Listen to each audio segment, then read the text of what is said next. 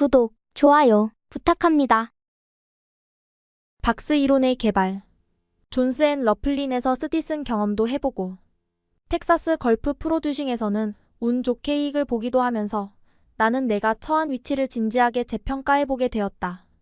그때까지의 경험에서 주식시장이 얼마나 두려운 곳인지 충분히 느끼고 실패도 많이 해봤기 때문에 이제는 주식시장이 운 좋으면 슬롯머신에서 돈이 쏟아지듯 일확천금을 얻을 수 있는 요술기계가 아니라는 것을 깨닫게 되었다. 사실 어떤 분야에서든 운이 좋아서 성공하는 사람들은 있지만 그렇다고 나도 운이 있을 거라고 기대하고 주식 투자를 해서는 안 된다는 생각을 하게 되었다. 운이 따르는 것도 한두 번이지 계속 운이 있을 수는 없는 것이다. 물론 이것은 나에게도 마찬가지다. 따라서 주식 투자를 위해서는 주식에 대한 지식이 필요하고 시장의 운용 원리를 파악해야 한다. 최선을 다하겠습니다. 규칙을 모르고서야 어떻게 브리지 게임을 할 수 있으며 상대의 수를 읽지 못하면서 어떻게 체스 게임에서 이길 수 있겠는가? 투자도 게임과 마찬가지로 거래하는 법을 모르면 성공할 수 없다. 나는 돈을 건 게임을 하는 것이고 게임의 상대방은 바로 최고의 실력을 가진 전문가들이다. 하물며 게임의 기초도 모르면서 이런 전문가들을 상대로 어떻게 게임을 벌일 수 있단 말인가? 그래서 우선 과거에 했던 투자 방식을 검토해보기로 했다. 나는 기본적 분석에 의한 투자에서는 오류를 범했으나 기술적 분석에 의한 투자에서는 성공을 거두었다. 그렇다면 분명히 텍사스 걸프 프로듀싱에서 사용했던 투자 방법을 계속 이어나가는 것이 성공을 위한 최선의 방법일 것이다. 기술적 분석 역시 쉬운 일이 아니었으며 나는 매일 저녁 많은 시간을 투자해 주식 시세표를 보면서 기술적 분석을 익혔고 좋은 주식이 없는지 탐색했다. 반드시 찾아내. 그러던 중 M&M 우드워킹이라는 주식을 발견했는데 이 주식의 재무정보에 관해서는 어떤 투자정보지에서도 다루고 있지 않았고 중개인도 그 주식에 대해서는 들은 바가 없다고 했다. 하지만 매일 그 움직임을 보면 텍사스 걸프 프로듀싱이 생각나서 관심을 지울 수 없었기에 계속 지켜보기로 했다. 이 주식은 1955년 12월에 15달러였는데 연말이 되자 23.63달러가 되었다. 그러다가 5주 동안 횡보하더니 다시 거래량이 늘고 주가도 오르기 시작했다. 이때 나는 26.63달러에 500주를 매수하기로 결정했다. 이후 주가는 상승했고 나는 추세를 주시하면서 보유 상태를 유지했다. 주가는 꾸준히 올랐고 거래량도 계속 증가했다. 마침내 33달러가 되었을 때 매도를 결심했고 이때 본 이익은 2866.62달러였다. 난 너무 기쁘고 흥분되었다. 내가 기뻤던 이유는 단지 돈을 벌어서가 아니었으며 텍사스 걸프 프로듀싱을 샀을 때처럼 순전히 시장의 흐름에 근거해 M&M 우드워킹이라는 주식을 알아보고 샀기 때문이다. 그 주식에 대해서는 아무것도 몰랐고 또한 알아낼 방법도 없었다. 그저 지속적인 오름세와 높은 거래량에 착안해 남들이 이 주식에 대해 많이들 알고 사는 것이라고 가정했을 뿐이다. 이러한 예상을 그렇지! 내가 그 주식을 매도한 후에 신문에 그 회사의 합병 소식이 전해졌다. 합병은 비밀리에 진행되고 있었으며 그 때문에 주가가 꾸준히 올랐다는 것이다. 이 회사를 인수한 회사는 주당 35달러에 M&M 우드워킹을 인수하기로 결정했고 이 회사는 이 제안을 수락하기로 했다는 것이다. 나는 이런 전후 사정을 전혀 모르고도 최고가에서 2포인트 모자라게 매도한 셈이다. 이 회사에 대해 아무것도 몰랐으면서도 순전히 주가의 흐름만을 기초로 판단해 매수했는데 합병이라는 호재의 덕을 보고 수익을 어려운 걸 전에 난 너무나 고무되었다. 자꾸 해냅니다. 내가. 마치 그 회사의 내부자처럼 행동했던 것이다. 이때 나는 단순히 기술적 분석의 우위성을 확인하는 이상의 경험을 했다. 즉 다른 모든 요소와 관계없이 주가의 흐름과 거래량만 분석해도 긍정적인 결과를 얻을 수 있음을 알게 되었다. 이제 이런 관점에서 매매하는 연습을 하기로 했다. 주가와 거래량을 정확히 분석하는 것에 치중하고 그 밖의 루머나 소스, 회계자료에 관한 기본적 정보는 전부 무시하기로 했다. 주가 상승의 이면에 있는 원인을 알기 위해 애쓰지 않기로 했다. 왜냐하면 어떤 회사의 기본적 재정 상태가 호전될 만한 일이 발생한다면 이것은 곧 주가와 거래량에 반영되므로 이것만 보고도 사람들이 이 주식을 사고 싶어 하는지 판단할 수 있기 때문이다. 다만 M&M 우드워킹의 경우와 같이 주가 상승의 초기 단계의 상향 조짐을 파악하는 훈련을 한다면 그 원인을 모르더라도 일찍부터 주가 상승의 대열에 합류할 수 있게 될 것이다. 문제는 과연 이러한 변화를 어떻게 알 수 있느냐이다. 나는 오랜 경력 끝에 바로 주식을 사람과 비교하는 것이다. 만일 어떤 야성미 넘치는 미녀가 테이블 위로 올라가 격렬한 춤을 춘다면 어느 누구도 크게 놀라지는 않을 것이다. 왜냐하면 사람들은 그녀가 그런 종류의 성격을 가졌으리라 기대하기 때문이다. 그러나 나이가 지긋한 점잖은 부인이 갑작스럽게 그런 행동을 한다면 사람들은 그녀를 비정상으로 볼 것이고 즉시 이렇게 말할 것이다. 별일도 다 있군. 대체 왜 저럴까? 마찬가지로 만일 늘 변동이 없던 주식의 움직임이 갑자기 활발해지면 무언가 평소와 다름을 짐작할 수 있다. 이때 가격 상승이 수반된다면 매수를 생각해 볼 수 있다. 즉, 이 주식의 심상치 않은 행동 뒤에는 어딘가에서 좋은 소식을 미리 알고 매수하고 있는 사람들이 있다는 뜻이다. 이때 이 주식을 매수한다면 나 역시 그들과 무언의 동지가 될 것이다. 나는 이 방법을 시도해 보았다. 어떤 때는 성공했지만 어떤 때는 그렇지 못했다. 그러나 이때도 나는 나의 판단 능력이 아직 충분히 성숙되지 않았음을 모르고 있었고 나만의 이론에 따라 투자해도 좋다고 확신하고 있었지만 그것은 단지 다듬어지지 않은 초보 이론에 불과했다. 1956년 5월에 피츠버그 메탈러지컬이란 주식을 알게 됐는데 당시 주가는 67달러였다. 이 주식은 움직임이 상당히 빠르고 활발한 주식이었기 때문에 앞으로도 계속 빠른 속도로 상승할 것이라고 예상되었다. 그리고 변동폭이 점점 커지는 것을 확인하고 나는 200주를 총 13,483.40달러에 매수했다. 나는 나의 판단을 너무나 확신하고 있었기 때문에 경계심을 늦추고 있었고 주식이 약해지는 모습을 보여도 가벼운 조정이려니 생각했다. 그리고 약간의 후퇴 뒤에는 더 큰 상승이 기다리고 있을 것이라고 믿었다. 그 후 예상대로 큰 폭의 변동은 있었으나 그 방향은 정반대였다. 열흘 후 피츠버그 메탈러지컬은 57.75달러로 내려앉았고 결국 여기서 매도했는데 손실액은 2023.32달러에 달했다. 무언가 잘못되었다는 어느 뭐로 보나 그 주식이 최고의 유망주였음이 명백했는데 어떻게 사자마자 빠질 수 있단 말인가. 게다가 더욱 기가 막히는 것은 내가 팔자마자 다시 오르기 시작했다는 것이다. 원인을 알아보기 위해 그 주식의 과거 동향을 살펴보았는데 알고 보니 이미 18포인트나 오른 주식을 상투해서 잡았던 것이다. 당연히 그 후 한동안 조정을 받았고 거의 이런 시점에서 내가 뛰어들었으며 사자마자 하락의 길로 접어든 것이다. 종목 선택을 확실히 올바르게 했는데 매수 시점이 좋지 않았다. 지나서 생각해보니 실패의 원인을 정확히 알 수 있었다. 그 주식이 나중에 보여준 행보의 의미가 무엇인지도 깨닫게 되었다. 그러나 이것은 결과론적인 생각일 뿐이고 문제는 주가가 그렇게 되는 당시의 일을 예측, 판단해야 한다는 점이다. 이는 사실 단순한 문제이지만 너무 광범위하기 때문에 한편 복잡하기도 하다. 투자정보지나 회사의 재무제표가 무용지물이고 분석에 별로 도움이 되지 않으며 기업에 대한 정보도 의혹이 많고 틀린 경우가 많으므로 참고할 필요가 없다는 생각을 벌써부터 하고 있었다. 그렇지만 지푸라기라도 잡는 심정으로 나는 다시 한번 개별 주식들의 동향을 철저히 분석해 보기로 했다. 각 주식은 어떤 식으로 움직이는가? 그러한 움직임의 특징은 무엇인가? 그러한 움직임에 일정한 변동 패턴이 존재하는가? 나는 열심히 투자정보지와 주식 시세표를 탐독하고 수없이 많은 차트를 연구했다. 그런데 연구를 거듭함에 따라 이전에는 알지 못했던 새로운 사실을 발견하게 되었다. 즉, 주가 변동이란 결코 우연히 발생하지 않는다는 사실이다. 주가 어디로 튈지 모르는 공이 아니다. 마치 자석에 이끌리듯 미리 정해진 방향으로 상승 또는 하락하며 일단 하나의 방향이 정해지면 한동안 그 방향으로 계속해 움직이는 경향이 있다. 이렇게 정해진 방향으로 가면서도 주가는 일정한 틀 안에서 움직임을 반복하는데 나는 이러한 틀을 박스라고 불렀다. 주가는 저점과 고점 사이에서 일관성 있게 진동하며 그렇게 오르락내리락한 자취로 둘러싸인 구간은 박스 모양 또는 하나의 틀 모양을 형성한다. 나에게 박스의 존재는 점점 명확해져 갔다. 이것이 나의 박스 이론의 출발점이었고 이 이론은 내게 성공을 가져다 주었다. 내가 박스 이론을 적용시킨 방법은 이러하다.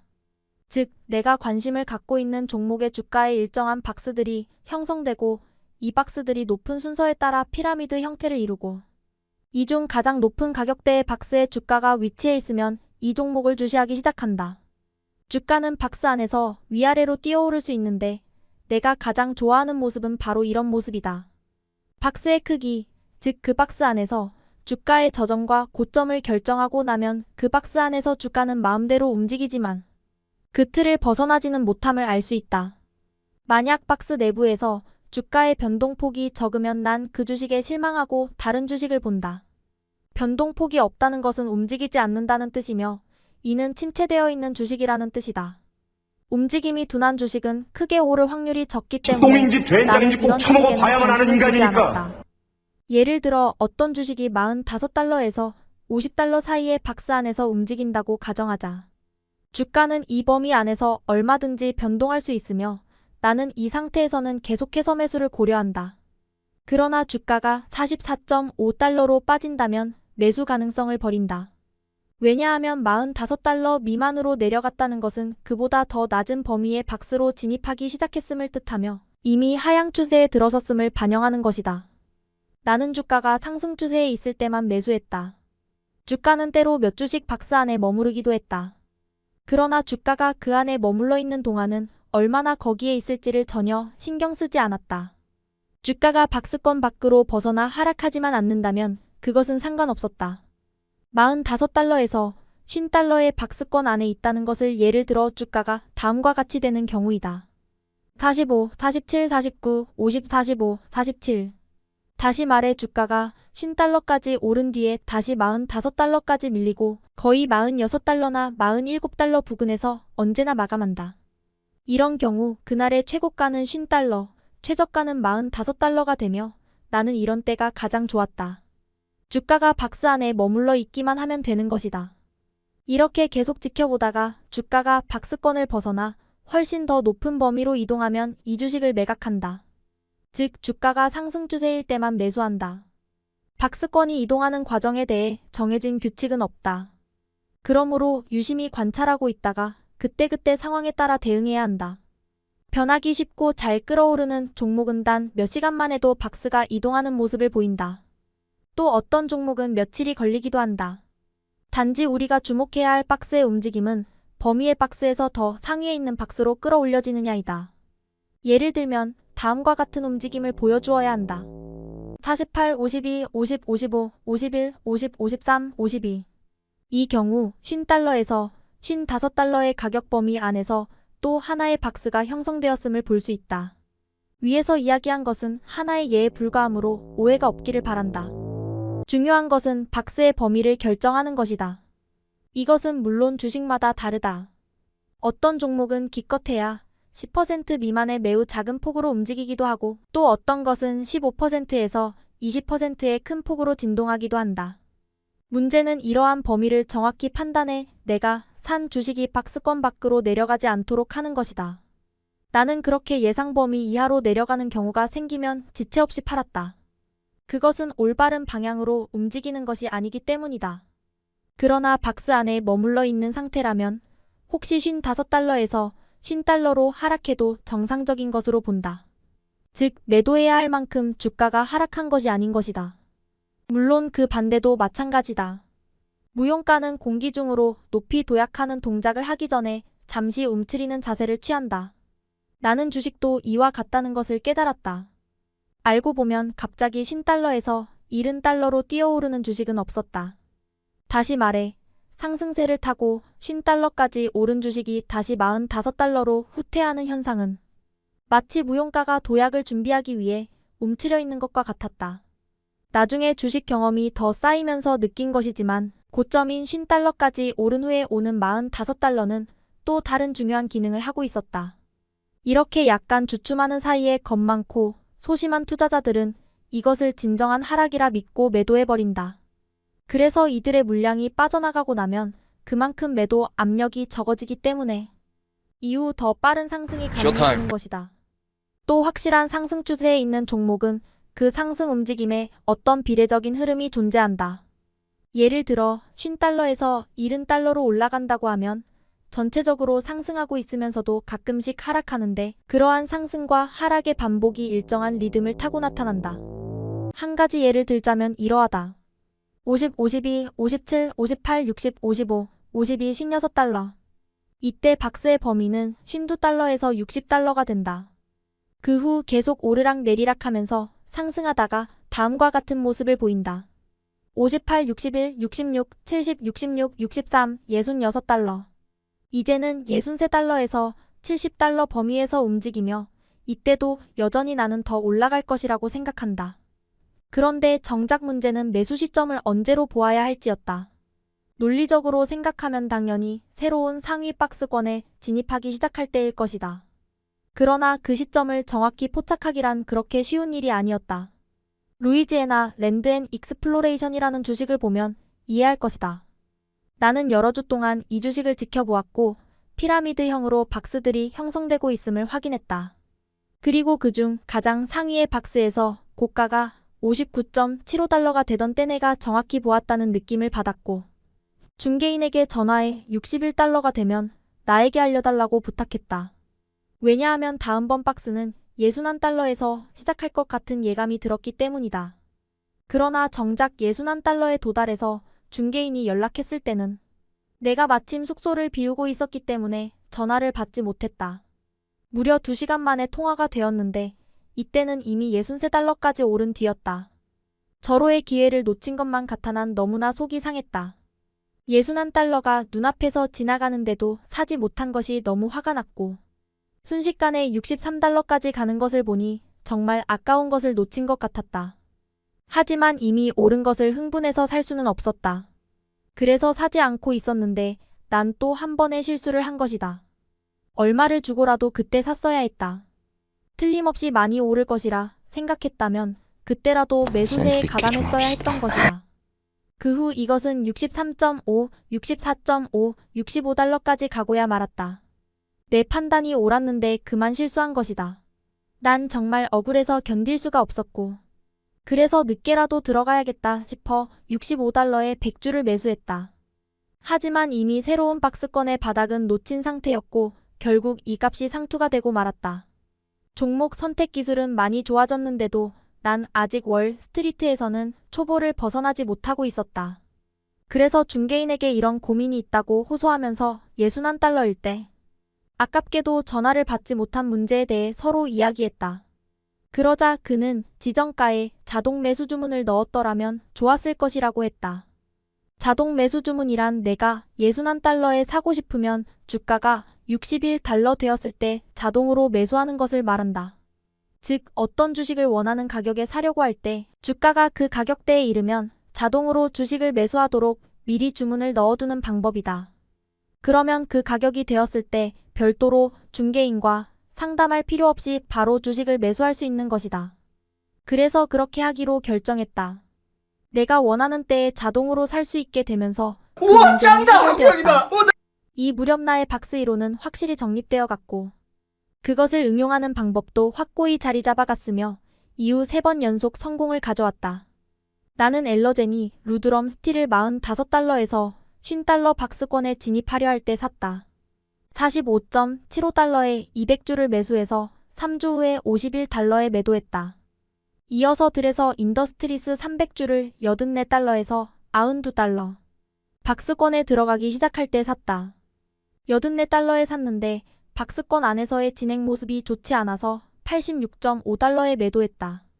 또 쿠퍼 베세머 300주를 40달러에서 45달러 박스권의 바닥인 40.75달러에서 사서 45.13달러에 팔았다. 이렇게 3번의 거래에서 얻은 수익은 총 2,442.36달러였다.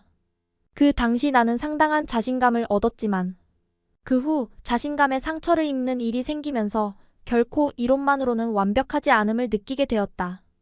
8월에 노스 아메리칸 에비에이션 500주를 94.38달러에 매수했다. 그 주식은 100달러 이상에서 새로운 박스를 형성하려는 것 같아 보였다. 그런데 아쉽게도 그 반대였다. 사자마자 상황이 반전되더니 빠지기 시작한 것이다. 1포인트 빠졌을 때 팔았어야 했다. 하다못해 1포인트 더 빠졌을 때라도 늦지 않았던 것이다. 그러나 나는 끝까지 고집을 부리고 팔지 않았던 것이다. 내 자존심이 도저히 허락하지 않았다. 나의 박스이로는 위기를 맞았지만 이 주식이 더 이상 내려가지는 않을 것이라 되뇌며 끝까지 버리지 못하고 있었다. 지난날에 배웠던 것을 다 잊고 있었던 것이다. 주식시장에 있을 수 없는 일이란 없는데 어떤 주식이 어떻게 될지 모르는 곳이 주식시장인데 그런 집착을 보였다. 결국 그 다음 주말이 되었을 때 나는 이전 3번의 거래에서 얻은 수익을 모두 잃고 말았다. 난 다시 원점에 오고 말았다. 이때의 경험은 내 주식 인생에서 중요한 전환점이 되었다. 이 즈음에 내가 얻은 교훈은 다음과 같다. 1. 주식시장에 확실한 것은 없다. 그러므로 그동안 반 이상 실패할 수밖에 없었다. 2. 이 사실을 인정하고 그에 대처해야 한다. 자존심과 고집을 억제해야 한다. 3. 공명정대하고 냉정한 진단자가 되어야 한다. 즉 어느 특정한 이론이나 주식에 집착해서는 안 된다. 4. 단순히 되든 안 되든 모험을 해보는 식의 투자를 해서는 안 된다. 무엇보다 중요한 것은 최대한 위험 부담을 줄여야 한다는 것이다. 이렇게 결정한 후 제일 먼저 취한 조치는 손실에 빨리 대처하기 QUICKLOSS였다. 내가 투자하는 것 중 절반 정도는 잘못되었음을 느꼈다. 그러나 왜 실수를 현실적으로 인정하지 못하고 손해를 조금 보았을 때 즉시 팔지 못했던가? 25달러에 산 주식이 24달러 밑으로 내려가고 있는데도 왜 곧바로 매도 주문을 내지 못했던가? 그래서 나는 일정한 가격에 다다를 때 자동으로 매수 주문하는 지정가 주문을 냄과 동시에 그 주식이 내려갈 경우 자동으로 매도하는 손절매 주문을 같이 내기로 했다. 손실을 안고 하룻밤을 넘기는 것은 어리석은 짓이다. 내가 산 주식이 예상했던 가격 밑으로 내려갔는데도 그것을 그대로 보유한 채 하루를 넘기는 것은 위험하다. 물론 단 1포인트를 손해보지 않기 위해 손절매했는데 팔아버리고 난 후 다시 주가가 상승하는 일도 있을 수 있다. 그러나 나의 결론은 이것이 큰 손실을 입는 것보다는 낫다는 것이다. 또 나중에 비록 그보다 더 높은 가격에 사더라도 언제든지 다시 살 수 있는 기회가 있기 때문이다. 그리고 두 번째 중요한 조치를 취했다. 내가 했던 거래 중 절반만 잘하고 절반만 잘하지 못했다면 그것은 성공에 대한 해답이 되지 못한다. 이렇게 반만 잘하고 반은 못한다는 것은 수익과 손실이 똑같다는 것이다. 나는 왜 수익과 손실이 같으면 결국 파산할 수밖에 없는지 그 원인을 이해하기 시작했다. 우리는 매번 거래할 때마다 수수료라는 비용을 지급해야 한다. 예를 들어서 내가 1만 달러를 투자하고 중간 가격대의 주식을 산다고 하면 그때마다 드는 비용은 매수 시 125달러, 매도 시 125달러가 된다. 이 중 절반은 옳게 해서 수익과 손실이 같았다고 가정하자. 그러나 투자로 인한 원금 손실이 없어도 한 번 거래 시 250달러의 수수료가 나간다. 계속해서 이런 식으로 투자한다면 결국 손해를 한 번도 보지 않고도 40번밖에는 거래하지 못하게 되고 원금까지 탕진한다. 순전히 수수료로 전부 나가는 것이다. 이와 같이 수수료라는 것은 생쥐처럼 매 거래 시마다 원금을 조금씩 갉아먹어서 결국은 내 돈을 전부 먹어버린다. 이런 위험에 대응하는 방법은 한 가지밖에 없다. 바로 이익이 손해보다 커야 하는 것이다. 경험이 늘어가면서 내가 극복해야 할 가장 큰 문제점은 올라가고 있는 주식을 너무 조급히 팔아버리는 나 자신을 억제하는 일이었다. 나는 소심한 겁쟁이처럼 조금만 오르면 금방 팔아버렸다. 만일 25달러에 산 주식이 30달러로 올랐다고 한다면 다시 빠질까 두려워 더 오래 두지를 못하고 팔아버렸다. 어떻게 해야 올바른 방법인지 다 알면서도 항상 그 반대로 행동해왔던 것이다. 그래서 항상 겁먹지 않도록 훈련한다는 것이 나로선 어려울 것 같아 차라리 다른 방법을 택하기로 했다. 오르는 주식을 그대로 계속 보유하면서 반대로 내려갈 때는 언제든 손절매 주문이 나갈 수 있도록 지정해두는 것이다. 일정한 거리를 두고 시세를 보면서 의미 없는 가격 변동에는 동의하지 않는다. 그러나 진정한 하락세로 돌아서서 빠지기 시작하면 즉시 매도한다. 이렇게 한다면 내가 얻는 것보다 더 많이 시장에 빼앗기는 일은 없을 것이다. 그렇다면 매도 시점은 어떻게 결정하는가? 나는 최고가에 판다는 것은 불가능한 일임을 인정했다. 사실 누구도 정상에 팔지는 못할 것이다. 항상 그렇게 할 수 있다는 사람이 있다면 그것은 거짓말이다. 왜냐하면 계속 오르고 있는 주식을 파는 것은 단지 그때의 매도 시점이 정상이라 추측해 파는 행동에 불과하며 그것이 얼마나 더 오를지는 아무도 모르기 때문이다. 이것은 마치 그 유명했던 뮤지컬 마이 페어 레이디가 200회 공연 후에 흥행을 멈출 것이라고 예상하는 것과 같다. 혹시 300회, 400회 공연을 하고 나서 인기가 수그러들지 누가 알겠는가? 공연 횟수가 그렇게 되지 못할 것이라고 예상하는 근거가 무엇인가? 바보가 아니고서는 매일 밤 극장이 꽉 차는 것을 보면서 쇼를 중단할 극장주는 없을 것이다. 빈 좌석이 나오는 것을 본 후에 공연 중단을 고려해도 늦지 않기 때문이다. 매도 문제를 쉽게 이해하기 위해 나는 브로드웨이의 공연에 비추어 보았다. 주가가 계속 오르는데도 매도한다면 나도 중간에 공연을 그만두는 극장주처럼 바보가 되는 것이다. 그렇다면 언제 매도해야 하나? 박스는 언제부터 무슨 이유로 반전을 시작할까? 언제 피라미드가 무너질까? 그때가 바로 쇼의 막을 내리는 날이고 매도하는 시점인 것이다.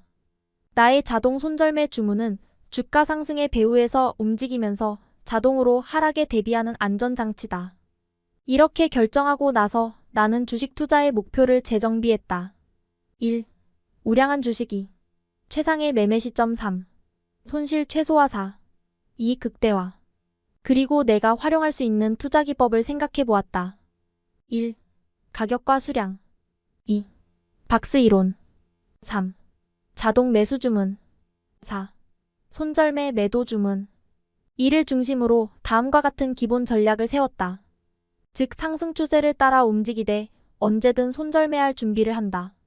그리고 상승 추세가 지속되면 매수세를 늘리고 추세가 반전되면 재빨리 도망쳐 나온다. 그러나 사실 이것은 말처럼 쉬운 일이 아니었다.